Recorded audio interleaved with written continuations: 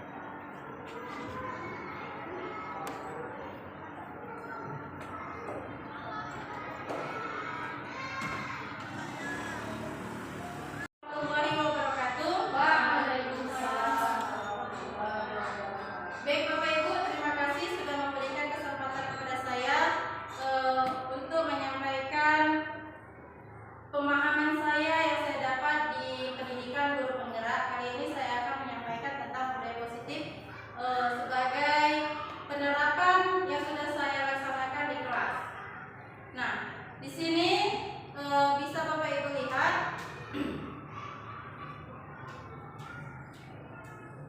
perubahan paradigma. Sebelum saya ke slide ini, saya ingin bermain dengan Bapak Ibu, coba bukalah. Nah, ibaratnya Bapak Ibu berpasangan, oke? Yang satu, coba Bapak Ibu bayangkan, genggam satu tangan Ibu, Bapak Ibu, genggam, dan bayangkan seolah-olah yang Bapak Ibu pegang itu adalah hal yang sangat penting dan berharga dalam hidup Bapak Ibu. Jadi Bapak Ibu harus benar-benar menjaganya. Kemudian teman di sebelah Bapak Ibu lagi dengan segala upaya mencoba untuk menyuruh Bapak Ibu membuka genggaman Bapak Ibu. Boleh dengan bujukan, hardik, boleh dengan lain, bahkan boleh dengan rayuan, tukar dengan uang. Kira-kira dengan benda yang sangat berharga itu, Bapak Ibu dengan bujukan, hardikan itu, mau nggak sih membuka tangan Bapak Ibu? Bagaimana? Mau nggak sih Bapak Ibu? Bapak Ibu mau nggak membuka genggaman tangan Bapak Ibu? Ini yang berharga dalam hidup Bapak Ibu, atas bujukan rayuan teman Bapak Ibu untuk membukanya. Nah, tidak. Nah, ini di sini perubahan paradigmanya. Kalau saya menyatakan kalau kita sih harus lebih mengutamakan husnuzonnya dibanding suudzonnya. Kenapa? Teman Bapak Ibu cuma membuka loh, nggak mengambil harta yang berharga di tangan Bapak Ibu, ya kan? Cuma membuka aja, pengen lihat. Nah, seperti ini perubahan paradigma. Menurut Ki Hajar Dewantara menyatakan bahwasanya kita ambil contoh perbandingannya dengan hidup tumbuh-tumbuhan seorang petani. Nah, dalam hakikatnya saya sama kewajiban dengan seorang pendidik, yaitu kita guru yang menanam padi misalnya. Hanya dapat menuntun tumbuhnya padi, tidak bisa padi berubah menjadi jagung ya. Nah, jadi ia dapat memperbaiki kondisi tanahnya, memelihara tanaman padi, memberi pupuk dan air, membasmi ulat-ulat atau jamur-jamur yang mengganggu hidup tanaman padi dan sebagainya. Ini lampiran 1 pada buku dasar-dasar pendidikan. Nah, dari uraian ini dianggaplah sekolah ini adalah lahan bercocok tanam dan kita adalah seorang petaninya, dan tumbuhan itu adalah anak-anak kita. Jadi kita diharuskan menjaga, menciptakan lingkungan nyaman untuk anak-anak supaya apa? Tumbuh karakter mereka yang bagus. Sama yang bilangnya tak bermotivasi untuk belajar, ketika bertemu dengan kita merasa nyaman, tenang, senang, dia akan tumbuh motivasinya dan karakternya juga akan berkembang dengan baik. Sekolah itu diibaratkan sebagai lahan bercocok tanam, dan kita adalah petaninya. Anak-anak kita adalah tumbuhan yang harus kita padi, yang kita rawat, kita jaga, kita pupuk, supaya mereka merasa aman dan nyaman belajar di sekolah kita dan menyenangkan, menjadi motivasi untuk mereka. Jadi yang awalnya mereka malas untuk sekolah jadi bersemangat untuk sekolah. Jadi itu. Nah, dari perubahan paradigma ini kita dari respon stimulus ke teori melihat dunia. Contoh, stimulus respon tentang dunia itu menyatakan bahwasanya realitas kebutuhan kita itu sama, tetapi menurut teori kontrol tentang dunia, realitas kebutuhan kita itu berbeda. Sudah? Dan selanjutnya semua orang itu melihat hal yang sama, tapi dari realitas dunia setiap orang itu memiliki gambaran sudut pandang yang berbeda. Seperti itu Bapak Ibu.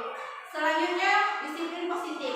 Nah, ini merupakan cara penerapan disiplin kepada murid tanpa kekerasan ataupun ancaman. Jadi murid kita itu diajar untuk memahami konsekuensi dari setiap perilakunya dan mengajarkan murid untuk bertanggung jawab dan memiliki rasa hormat dalam berinteraksi dengan lingkungan. Maksudnya kita tidak dengan mengancam anak-anak, misalnya nanti nggak dapat nilai, nanti guru hukum. Nah, itu akan bertahan hanya sebentar, mungkin seminggu 2 minggu. Tetapi tugas kita yaitu menanamkan dan memahamkan anak kita tentang konsekuensi setiap tindakan mereka. Dengan begitu, itu akan bertahan lama, muncul dari dalam dirinya sendiri. Selanjutnya nih, yang mendasarinya yaitu motivasi perilaku manusia. Yang pertama ini adalah di tingkat yang paling dasar, yaitu untuk menghindari ketidaknyamanan atau hukuman. Biasanya orang yang menyatakan orang yang memiliki motivasi paling rendah ini selalu menyatakan, kalau nggak saya lakukan, kenapa rupanya? Apa yang saya dapat hukuman apa rupanya? Itu yang selalu dilontarkan bagi orang yang memiliki motivasi paling rendah ini. Yang kedua yaitu motivasi tingkat lebih ke atas lagi dibanding yang pertama tadi, untuk mendapatkan imbalan atau penghargaan dari orang lain. Jadi dia melakukan sesuatu itu motivasinya supaya dihargai dan diakui oleh orang lain, bukan dari dirinya sendiri. Nah, yang ketiga ini adalah motivasi paling tinggi dan paling sulit untuk penerapannya, yaitu untuk menjadi orang yang mereka inginkan dan menghargai diri sendiri dengan nilai-nilai yang bijak.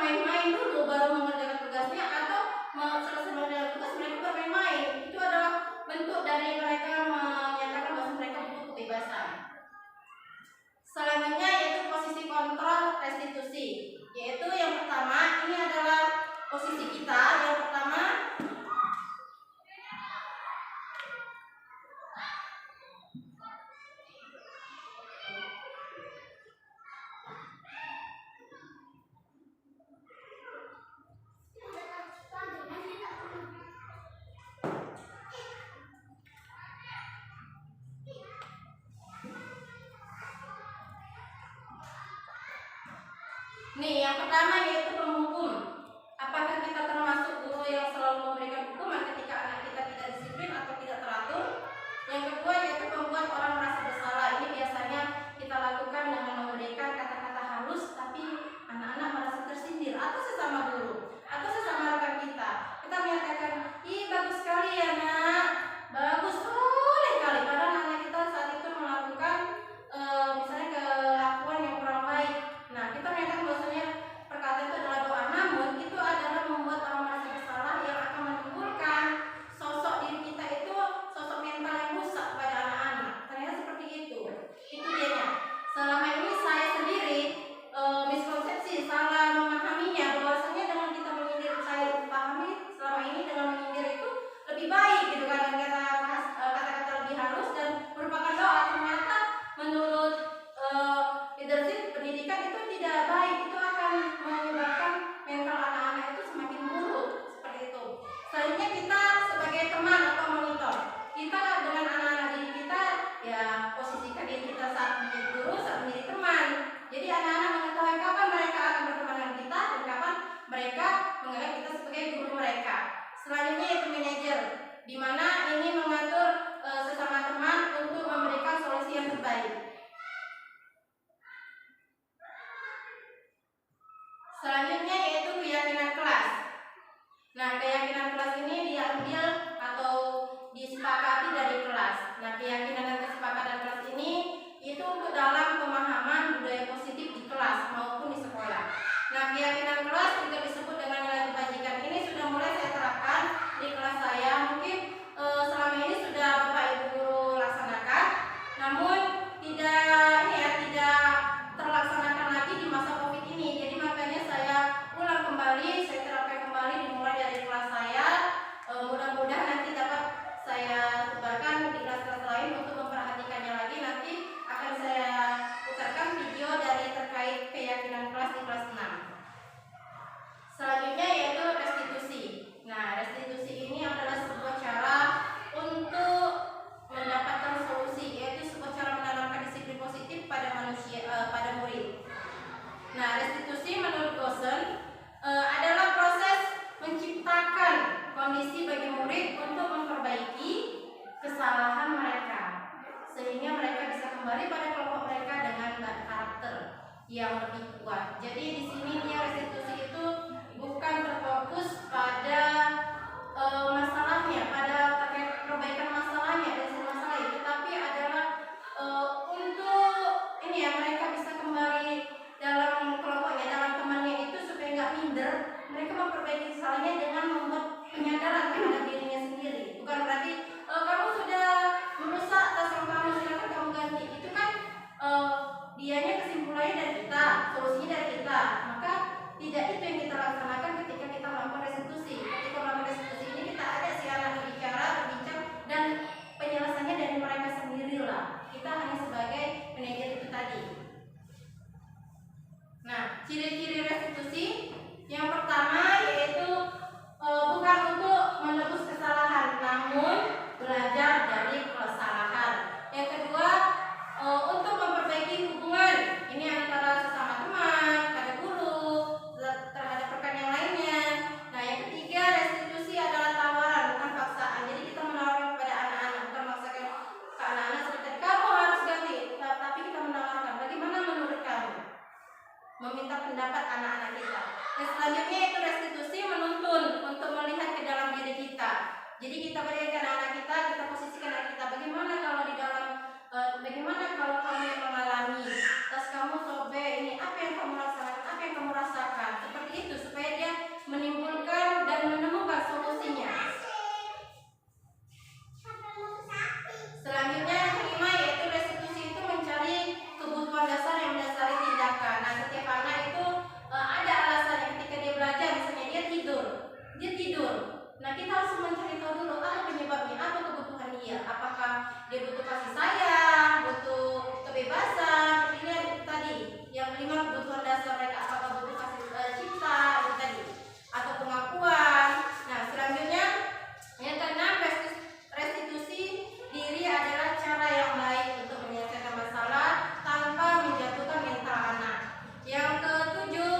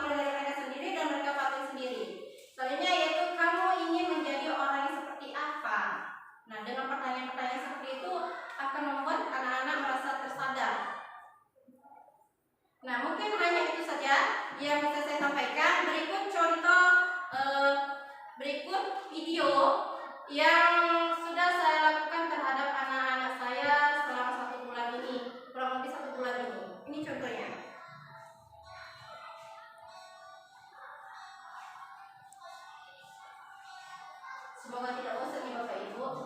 Nah, ini di latar belakang kami membuat latar belakang dulu terhadap budaya positif ini. Yang pertama, melakukan perubahan praktek disiplin dengan budaya positif sesuai profil pelajar Pancasila di sekolah. Pentingnya interaksi terhadap guru yang baik. Kemudian tujuan kami susun yaitu untuk mendisiplinkan murid dalam budaya positif sesuai profil pelajar Pancasila. Nah, ini tolak ukur kami. Buktinya berupa salah satu dokumentasi foto dan video. Ini lini masa tindakan yang dilakukan, pertama sosialisasi pada sekolah, kemudian kepada Bapak Ibu, juga anak-anak. Dan ini dukungan yang saya perlukan, dukungan dari sekolah, dari Bapak Ibu, dari anak-anak juga. Nah, ini adalah dokumentasi aksi nyata beberapa kegiatan kami. Makanya saya ketika pembelajaran selalu mendokumentasikannya.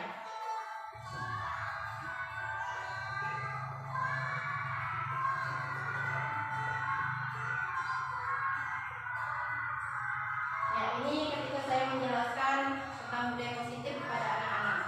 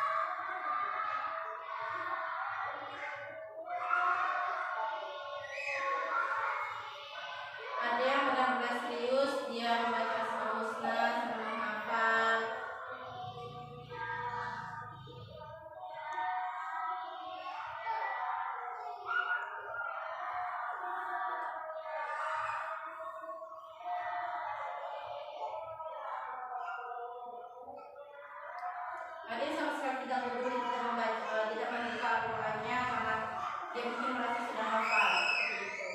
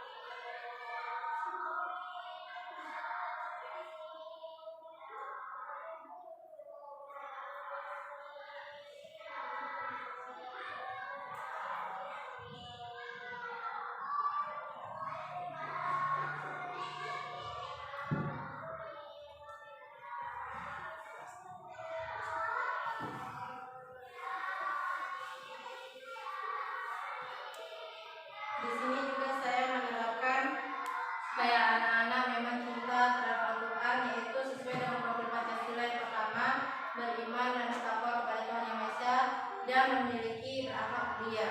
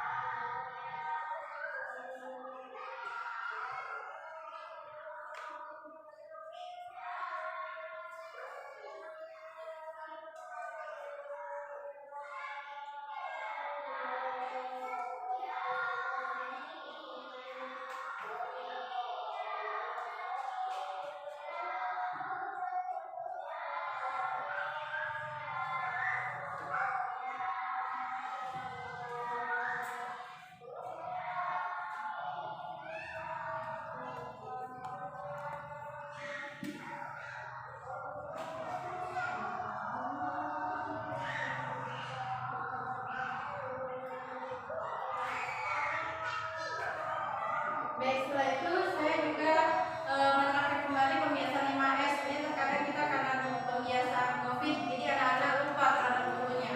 Mungkin tidak salam. Nah, seperti ini contoh diskusi kelompok, berpikir kritis dan mandiri. Ini ketika bertanggung jawab, ketika mereka dilaksanakan tanggung jawab. Nah, ini adalah testimoni anak-anak tentang perubahan yang sedikit demi sedikit yang sudah ada, namun diterapkan kembali.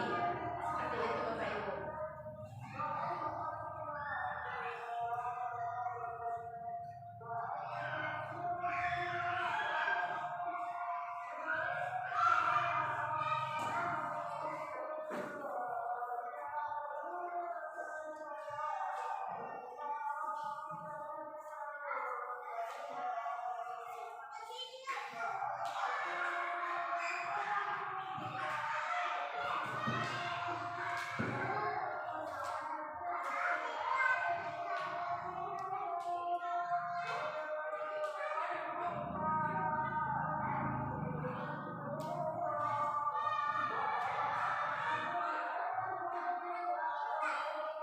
Ya Bapak Ibu, itu mungkin saja yang dapat saya tampilkan, dan ini adalah tentu beberapa penerapan kembali yang saya terapkan kepada anak-anak tentang budaya positif. Saya yakin Bapak Ibu jauh dibandingkan ini lebih baik melaksanakannya, dan saya berharap Bapak Ibu bisa mengikuti program pendidikan guru penggerak yang angkatan ke-6 ini, karena masih pembukaan di Azhar ini yang kedua. Karena setiap angkatan dia tidak setiap kabupaten ada, seperti itu. Makanya rajin-rajin kita buka SIMTKB kita untuk belajar. Saya berharap kita semua bisa menjadi guru yang selalu bergerak, menggerak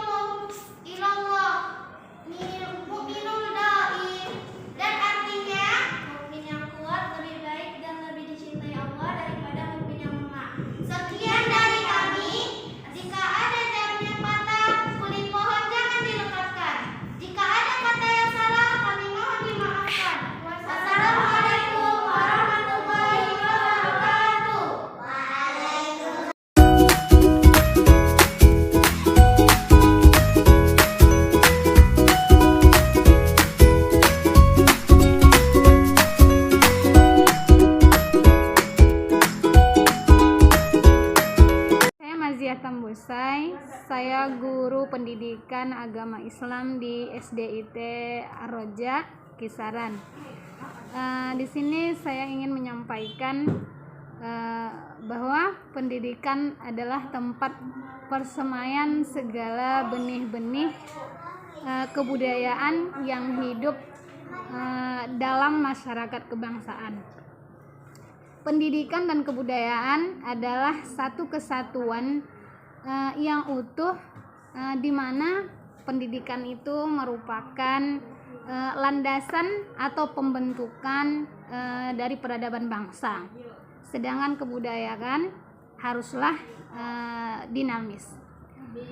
Setelah presentasi yang dilakukan oleh Bu Marni sebagai CGP Angkatan 4 Asahan, saya mendapat pemahaman yang baru dan mulai memahami tentang perubahan paradigma stimulus respon lawan teori kontrol, arti disiplin, dan 3 teori motivasi manusia, keyakinan kelas, hukuman dan penghargaan, 5 kebutuhan dasar manusia, 5 posisi kontrol, dan segitiga restitusi. Mungkin sekian yang dapat saya sampaikan. Assalamualaikum warahmatullahi wabarakatuh. Perkenalkan, nama saya Dewi Septiani. Saya akan memberi testimoni dari penyampaian presentasi yang dilakukan oleh Bu Marni sebagai CGP Angkatan ke-4 Asahan. Saya memahami bahwa budaya positif di sekolah merupakan nilai-nilai, keyakinan, dan asumsi dasar yang tumbuh dan berkembang sesuai dengan nilai-nilai yang dianut dan diyakini di sekolah. Budaya positif tersebut berisi kebiasaan-kebiasaan yang sudah disepakati bersama dan dijalankan dalam waktu yang lama dengan memperhatikan kodrat anak. Dalam hal ini, kodrat alam dan kodrat zaman serta keberpihakan pada anak.